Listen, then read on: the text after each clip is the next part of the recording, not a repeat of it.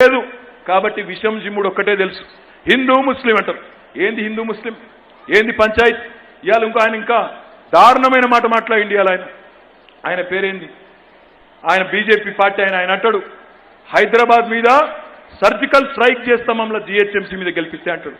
హైదరాబాద్ ఏమైనా పాకిస్తాన్ ఉందా? ఏమైనా హోష్ ఉన్నదా నీకు? అసలు మెదడు ఉన్నదా? మెదడు మోకాళ్ళకు పోయిందా?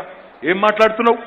సర్జికల్ స్ట్రైక్ దేని మీద చేయాలి? ప్రభుత్వంలో ఉన్నోడు సర్జికల్ స్ట్రైక్ చేస్తే పేదరికం మీద చేయాలి, సర్జికల్ స్ట్రైక్ చేస్తే నిరుద్యోగం మీద చేయాలి, సర్జికల్ స్ట్రైక్ చేస్తే ఆడపిల్లల మీద అఘాయిత్యాలు చేస్తున్నారు చూడు మీ ఉత్తరప్రదేశ్ లో, వాళ్ళ మీద చేయాలి తప్ప హైదరాబాద్ మీద ఏం చేస్తావు? ఏమైంది హైదరాబాద్ కు? కలిసిమెలిసి ఉన్నందుకు చేస్తావా సర్జికల్ స్ట్రైక్? ఏం పుట్టింది, ఏం రోగం పట్టింది మీకు?